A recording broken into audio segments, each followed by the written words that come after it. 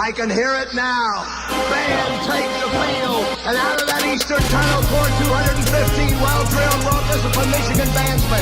They pour over the eastern sideline, they pour in the big block in, and they play the greatest college fight song ever written.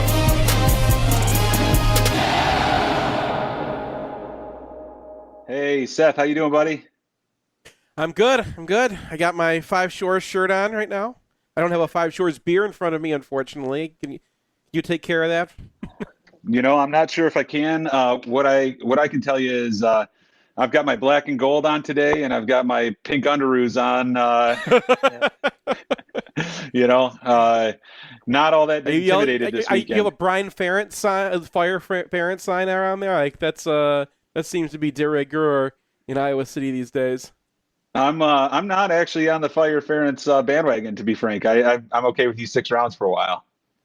Me too, especially because I got to past halftime with just 23 plays started this week, which I'm like, yeah, like after last week, Brian had to Brian got through in a second, right? Michigan had 3 plays and scores against Maryland, and I had these Ishtar drives, and so now my turn. Yeah, your turn to get 3 and out. Michigan keeps the ball for 6 minutes. Beautiful. Yeah, it was a bit of an old-fashioned slobber knocker. I think the only thing missing was, a fair amount of weather. The weather looked good, which was surprising. Anybody that traveled there this weekend had a great time. It's so weird that I was watching all the Big Ten games, and it's Iowa City, gorgeous. Everything in Illinois is gorgeous, and then Penn State played a miserable rain game somehow. I guess that. Are they not part of the Midwest or something anymore? They were living in a completely different world. It was horrible and disgusting in that game, and them and Northwestern, I think, combined for 8 turnovers, 6 fumbles. Nuts. Yeah, that was an ugly game. What was your Big Ten highlight of the week, real quick? Who surprised you? I was very, very surprised they called back that touchdown against Michigan State with Maryland. That was a blowout, and the score doesn't really reflect it, which seems to be the case with this party all the time, right? They are 2 or 3 touchdowns worse than the final score, and you got to wonder, maybe Mel Tucker's making his money. That's where he brings it, right? Somehow he gets the refs to make insane calls and take an entire pick 6 off the board, and that made it kind of a game. So Tuck's coming just a little bit short. $9.5 million a year. He is earning every single cent. Well, anyway. Our childhood buddy Matt Ishbia ponied up that money. So, hey Matt, if you're watching our show, probably not. But Matt's not watching this show. Matt's not watching our show. I could send it to him, and he would not be watching this show. No, he'd hang up about 2 seconds in. So, Seth, last week I had Cooper late in the show making his picks. Just want to let everybody know he was 5 for 5. I don't encourage gambling, but if I was to encourage it, his advice is pretty good. It is. He's done that before, right? I remember going to the Northwestern game with you, and he was predicting all the other scores in the Big Ten that day, and we're walking out of that game all mad because it was a close game, and they called a ridiculous penalty on Higdon, and he's just rattling off all the scores. I'm that he got every single one right. Yeah, man. In fact, he was if we lose this week, it's going to be like when we were at Michigan State last year, and we had good seats, and we just walked out so dejected. And he goes, "It doesn't matter, Dad. We're still going to win the Big Ten championship." And that wasn't just him being a fanboy, because he is. That kid. If I had taken his betting advice, I don't think I'd need to sell mortgages anymore, Anyway, he's I don't know what he wants to say for Ohio State this year. Don't even tell me. Don't tell me. I don't want to know. I won't tell you. We'll go to him later. So before further ado, Seth, why don't you go ahead and get pulled up what we're going to talk about this week in depth? Yeah, so one of the things I've been noticing is that Jesse Minner has been having some really cool plays. And, they're not super complex, but they're well designed, and they take advantage of things that you don't expect to see if you're a defender. So we call it the amoeba because this front that they have, you don't know who's who, right? You don't know. All these guys are potential blitzers, although this is kind of a man-on-man situation, but all these guys in here, you don't know where they're coming from or where they're setting up. Former defensive lineman, You got Jalen Harrell right here. We'll watch the play, and then we'll kind of talk about what they did. All right, so that's the play there. Now, the setup, what happens is Iowa ends up setting their protection to the right. But the center's going to be looking left. The running back's going to have the right side. So they've got 1, 2, 3, 4 guys trying to protect on the left side, which should be fine, right? Then what happens to them, so we got, that's Oki coming in, the Yabi Oki. He's going to take the attention of this guard right here. So he's got the tackle at first, but he gets the attention of the guard. Guard stops watching, doesn't call out the looper because he's got a guy on him all of a sudden. Okay? This is just about timing. Meanwhile, this left tackle, he's got to hear looper, looper, looper. He doesn't hear it. He's watching out here, right? You've got a blitzer coming on from out here. He's setting up on, I think that's Junior Colson out there. Nobody has Jalen Harrell, right? Even with this protection over here, 1, 2, 3, the running back is out here taking this guy. Michigan schemed up a free hitter, and then Jamon Green's got perfect coverage downfield anyway. Yeah, I love it. And with the way we're flying to the ball right there, it looks the opposite of some of what we saw last week. And it almost makes you wonder if we were keeping some things hidden before. So one of the nice things about that is we have a lot more athleticism than we were all talking about on the outside. Mike Morris has been a beast. Oki's been a beast. It was a fun game to watch on the defensive side of the ball, outside of a few letdowns in the second half, but really nice defensive performance this week. Yeah. I just, you don't have to do crazy things against Iowa, but what I want to demonstrate is that this is not a super complex pressure, right? It's just one guy looping. But because of the timing, because you're hitting this this left guard, at the same time he's got to call out the looper, it just messes with human brains, right? It's just like, okay, I got to do this and I got to do that, and you can't do two things at once, right? Like sometimes, like two big emergencies happening in front of your face at once, you lose whatever training you have to call out the looper. You don't call out the looper, this guy has no chance to stop Harrell, and you get a free run on the quarterback. Well, and pause right there, too. If you look, I mean, everybody is absolutely blanketed, too. There's nowhere to throw the ball, getting to the quarterback fast. And I like the fact that we're sitting down low there, and if we did have a mobile quarterback, he just decided to escape to the low side right there. Seems like we got that covered pretty well, too. Well, Laporta gets his sorry, not Laporta. Petrus gets his guy, right? Like, he's got leverage on the inside, this receiver does. But Green is doing as well as you can, so he's in pure man coverage. They've got a guy up high to help if he goes up here, but if he's coming across on this this dig route, and that you can see why it's a dig, see all the dirt kicked up, right? He's coming across in this dig route. Look how closely Green just never gives up any room, and he's right there on it. So it was good coverage downfield, but it was also, it's just an excellent play. Nice play. And the other one you wanted for a blitz. Excellent setup. And the other one you wanted to show was one of the sacks by Mike Morris. Cooper said Morris would have 5 sacks. He overshot that a little bit, but tell me what you like about this one, Seth. So this one plays off of the last one, okay? So remember like the same setup, right?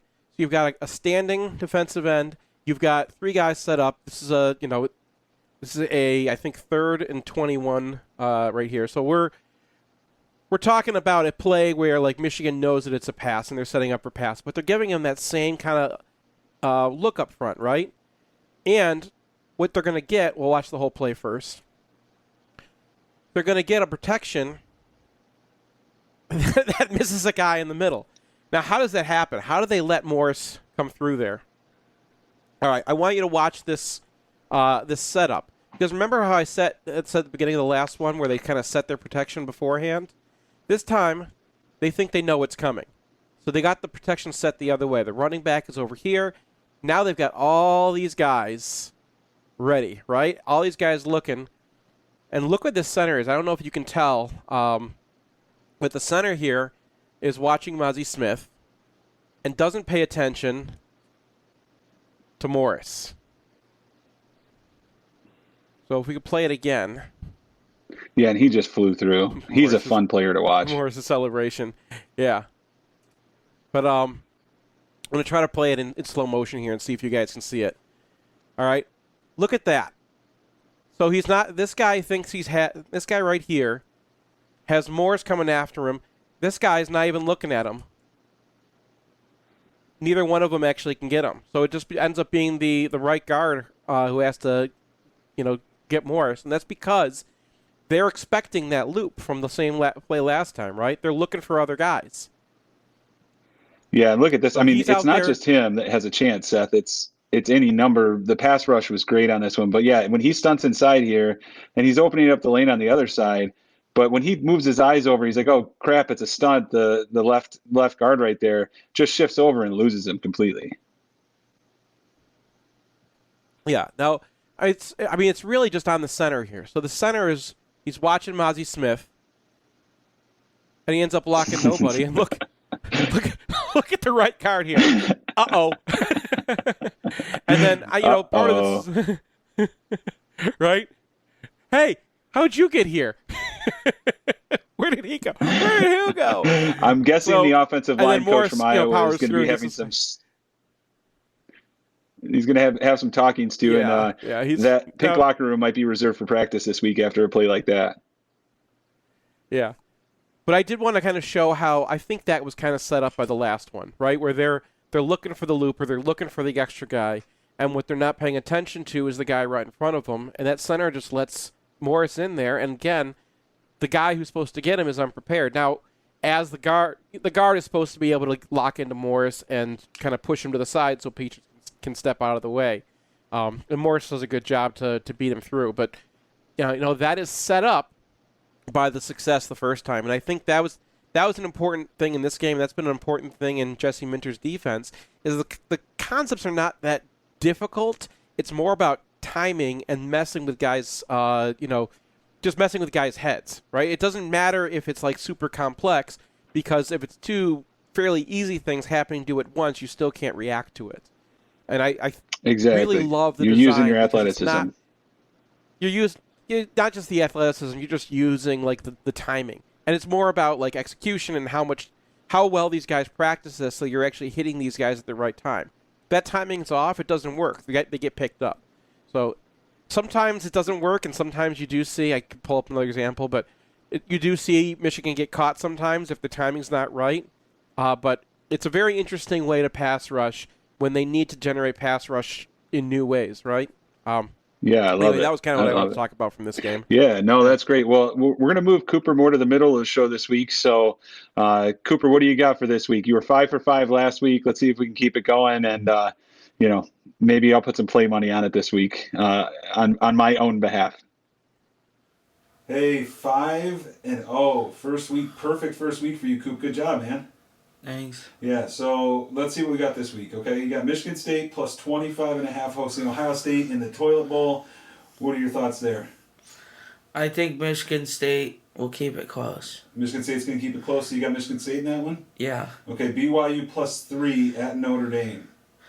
I think BYU's a good team and Notre Dame is not that good. So what do you got, BYU? Yeah. All right, I like that. So Illinois minus 3.5 hosting Iowa. What do you think? I think Illinois is gonna score enough points where it'll be a blowout. A blowout? You don't think Iowa can score? No. I think Iowa can't score too. I don't think it's a no. I don't think it's a think. I think it's a no. We got LSU hosting Tennessee plus 3.5. What are your thoughts there? I think LSU's not gonna lose at home because it gets super wild there. Okay, so you got LSU taking down the Vols, and last but not least, we're going to Indiana this weekend, right? Yeah. All right, at Indiana, what's your thoughts? I think Michigan's gonna win. What's the spread? 21.5. So you think we're going to beat them by more than 22? Yeah. All right, what's your score prediction on that one, buddy? 56-17. 56-17. All right, we'll see if Cooper can keep it going. Coop, great job this week. And who's your player this week? Who do you want to watch? Who's gonna have a big game and why? Donovan Edwards. Oh yeah, what do you think from Donovan Edwards this week? I'd say a 2-touchdown, 100-yard day. All right. With a passing touchdown. With a passing touchdown? Is that 3 touchdowns or is that one of them? 3 touchdowns. 3 touchdowns from Donovan Edwards. All right, Coop. Good job last week. We'll see how it goes. All right, cool. Hey, thanks, Cooper. Good job. Good luck. I like what you got going there. Seth, my favorite part of the show, talk me up, talk me down. Why don't you go first this week? I went first last week. We do talk me up or talk me down first. I can't remember. You can choose, I think, whichever one you like. All right. You got to talk me up here. I'm so upset about Seymour still giving up that 3rd and 22. Second week in a row, we give up a 3rd and 22. Like, you get them in that kind of situation, it's supposed to be over. And, the guy's he's got help on the inside. All he has to do is maintain his outside leverage, and he gets crafty, and he just, you have to take these guys seriously. Nicky Reganey is, not been a great receiver this year, but the guy's been hurt or whatever. Come on, man. Just stop doing this to us. Well, I think that we were both pretty high on St. Russell last week. I think I mentioned, the only thing I was worried about is him holding up injury-wise. I think you're just seeing some of his lack of experience showing up there. I'm sure it's something the coaches will be all over in practice. I've got no worries about his ability if he can play the mental game to keep up. So I'm going to tell you, let's reserve judgment for a few more weeks into the season and be really thankful for what we found there. And so I'm going to tell you, I don't have a whole lot of worries yet. That's correctable. All right. I'm not giving him a -4 in UFR then. All right. You ready to talk me down? Yeah, we'll see. Blake Corum for Heisman. All right. Well, I'm going to be honest. In a game like this, you pull off over 100 yards. You're still 10 touchdowns so far on the season. I think you were right in a way last week that if we have to rely on Corum entirely, it's looking bad for the other things. One of the things I look to, though, is maybe Donovan Edwards isn't fully healthy yet, but there's no doubt that we don't have running back by committee this year, that we're going to give Corum the ball until his legs fall off. Talking me down here. I'm trying, man. I don't. Well, think... I mean, can I explain what I was seeing? Because I'm going over the film on this game, and the difference between getting kind of tight with Iowa and just what most of yesterday felt like, or I guess we're not seeing this. People don't know when we're recording this, but what most of that game felt like. Yeah, we're recording this on Monday. It was Saturday. It's okay. Yeah. What most of it felt like, though, was pretty smooth, right? So the difference is, are you getting 2nd and 5 or 2nd and 3? Are you getting a first down on 3rd and 4, or are you getting down to, or are you getting a first down on 2nd and 4, or are you getting to 3rd and 1? Like those extra yards matter so much against a team that, it's that you have to kind of pick them down the field. Well, I guess where I'd talk you down on that, Seth, is that that's not pretty, and it's not what, those aren't going to show up on normal people's highlight films, but they're going to show up on mine when a guy, there's a 2nd and 7 and he leans forward for an extra 2 yards, gets you 5 yards, and now you're in 3rd and 2. Or pushes his way for 7 extra yards on a 2nd. The Mike Hart-esque. Yeah. I mean, Coach Hart had to have a little smile on his face. That's why I've got the Haskins jersey, is because he was doing that last year. Those pick up points in UFR, and I mean, I hope the Heisman Committee sees that, or that they're so dumb that they see 5 touchdowns against UConn or whatever game that was, and just think oh, look at all the touchdowns. Well, you're used to mailing things around to people with the book you put out every year, so maybe we can put a hard copy of UFR in the mail to all the Heisman voters and show them your charting. How about that? Sounds good. All right. Let's see what you got. Talk me down. Okie. Talk me down. I think we have a genuine star in the making on the outside, and I think he's going to do this versus everybody. Tell me why he's not, because I don't see it. All right.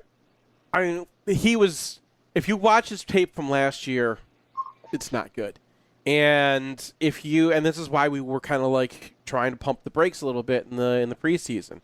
And then he only showed up at Michigan in fall camp. So all the things that Mike Morris knows, that Jalen Harrell knows, that Braden McGregor knows, even things that Derek Moore knows. Derek Moore was here in spring. Yabioki is learning on the fly. And there's a lot. The way that Michigan defends stretch zone is they set up on the edge. You got to push that guy high, and then you have to two-gap him. You actually have to be responsible for the edge and push him up so high that the running back can't even bounce around it. You saw Derek Moore have a play like that this game, where he pushed the guy so high, got a hold of the running back, and they actually stuffed him in the end. That was the play where someone got blindsided. I think Page got blindsided, and they ended up getting a penalty. But Michigan had it stuffed because Moore sets up so high and then comes inside. So those techniques are very difficult. There's another play early in the game, it might have been the first snap of the game, where Morris just destroys a counter tray.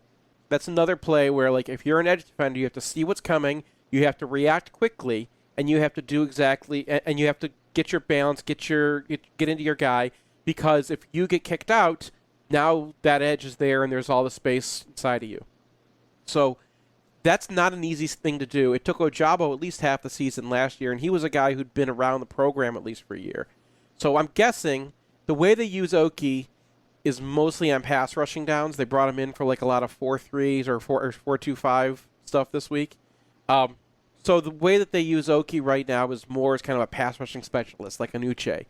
And having him be a 4-down lineman at this point is probably asking a little too much because of the complicated stuff that Michigan needs their edges to be able to do. Yeah. All right. Well, I'm not feeling any less high on him right now. You didn't do your job. So talk me up on this one. I feel a stinker coming on. I think we're 25.5-point favorites. I hope we can keep the energy up, but this feels like, I don't think we're going to lose, but I think 25, I think this could be a 10-point game going into the final 6 minutes. Tell me why I'm wrong. Because Indiana is just a worse version of Michigan State, and they don't have the same luck. Like they just lost to Nebraska, and like yes, they had an opportunity to win that game, but they lost to Nebraska. Bad Nebraska is, and like you're thinking in terms of like, a couple of years ago, 2020, Indiana was pretty good. Who's here from that team? There's a couple of guys on defense, but they weren't the good guys on defense. They lost all the names that they needed from that team, and they replaced them with a whole bunch of transfers this year. So you go through their name. I was putting together the opening thing for a faux film, like when we put together that whole diagram, and there's a lot of transfers, and then they're not good. They're not like excellent transfers. They're like guys that no one else was using because they couldn't really make a team. So I don't think it's like the end for Indiana. It's just they're not good. Like they have a fairly good quarterback, and yeah, Indiana does weird things to Michigan on the road, but like so does Iowa, right? And Michigan just went into Iowa and took care of business. So we come up with these weird juju reasons to be afraid of a team, but Michigan is just a lot better than Indiana right now, so I'm not that concerned. All right, good. I like to hear it. You did a better job on that one. Seth, this has been really fun as always. It's a crazy time in mortgages because rates are 6 or 7 depending on the day, but people are still buying houses. HomeSure Lending's still here, so homesurelending.com/mgoblog, and always try and take care of everybody. And I'm trying to put together a tailgate for the Penn State game, so if that comes to fruition, I'll put a post up on the board the week before, and I'll definitely be able to provide some 5 Shores beer if we do that. Nice. All right. Thanks, man. Yeah, thanks, Seth. Have a good day. You too.